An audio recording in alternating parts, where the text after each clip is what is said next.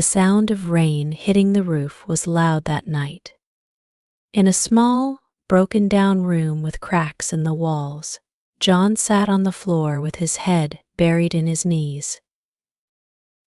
His clothes were old and torn, his stomach growled from hunger, and the only light in the room came from a small candle.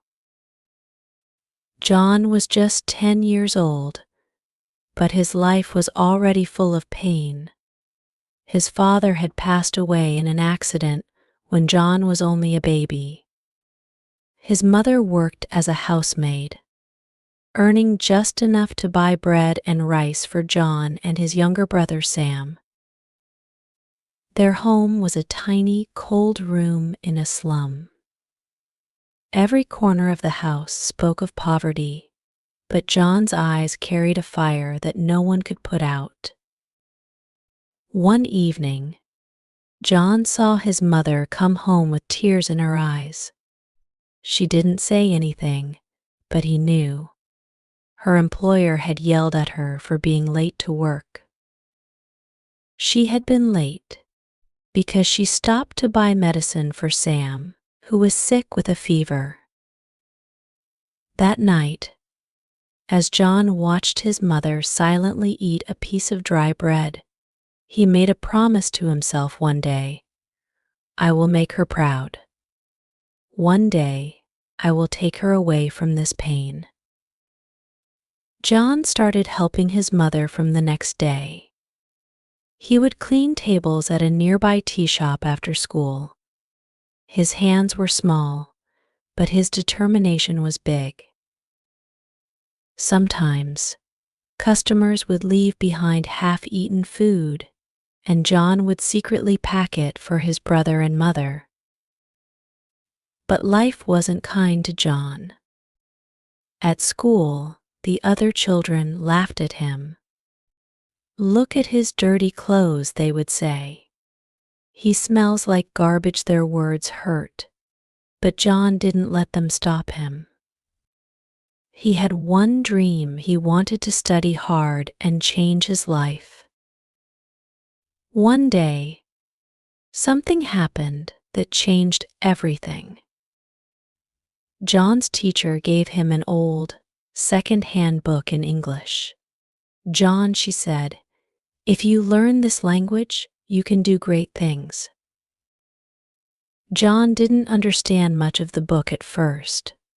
The words looked strange and he felt frustrated, but he remembered his promise to his mother. So, every night, after finishing his work at the tea shop, he would sit by the candlelight and read. He sounded out each word slowly, writing them down in a notebook he had found in the trash. Months passed, and John started to improve. He began writing small sentences and practicing speaking English by talking to himself. But his struggles were far from over. One day, the tea shop owner caught John reading during his break. You're wasting time, the owner yelled. Go clean the tables. Books won't feed your family, the words hurt. But John didn't argue. He cleaned the tables, but that night, he read even more than usual. John's determination began to pay off. At school, he surprised his teacher by answering a question in English. Well done, John, she said, smiling. For the first time in his life, John felt proud of himself. As the years went by, John's English improved. He started helping his teacher with small tasks, like translating for other students who struggled. His confidence grew, and so did his dreams. One day, John saw a poster in the school hallway. It was about a scholarship for underprivileged students to study abroad. The application required an essay in English. John's hands shook as he picked up the application form. He thought, "Can I really do this?" For weeks, John worked on his essay. He wrote about his life, his struggles, and his dreams. When he finally submitted it, he felt like he had given a piece of his soul. Then came the waiting. Days turned into weeks, and John almost lost hope.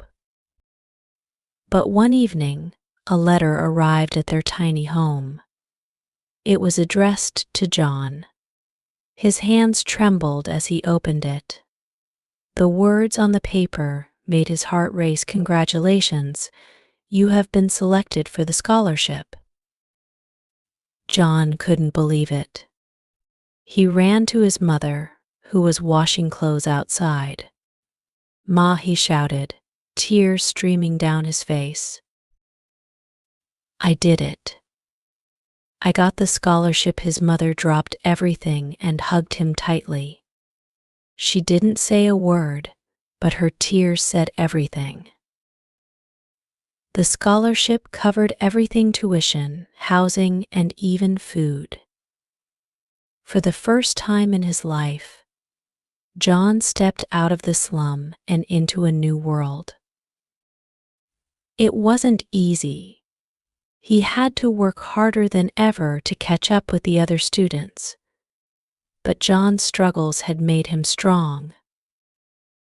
Years later, John graduated with honors. He got a job at a big company and started earning more money than he ever imagined.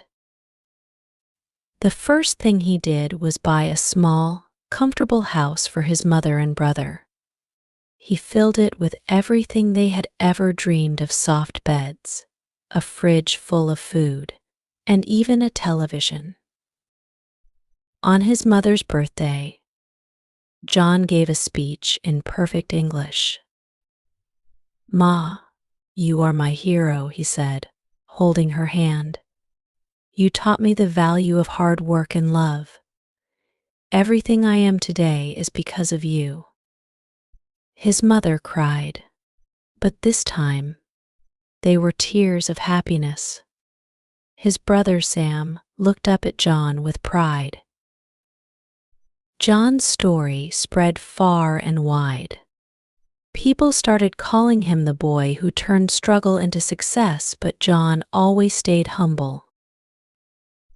"If you have a dream," he would say, "never give up on it. Struggles are hard, but they make you stronger. Believe in yourself, and one day you will achieve more than you ever imagined." So remember John's story. No matter where you start in life, your end can be beautiful. Keep working, keep learning, and never stop believing. If this story inspired you, like this video, share it with someone who needs hope, and don't forget to subscribe for more heart-touching stories. Let's spread hope together.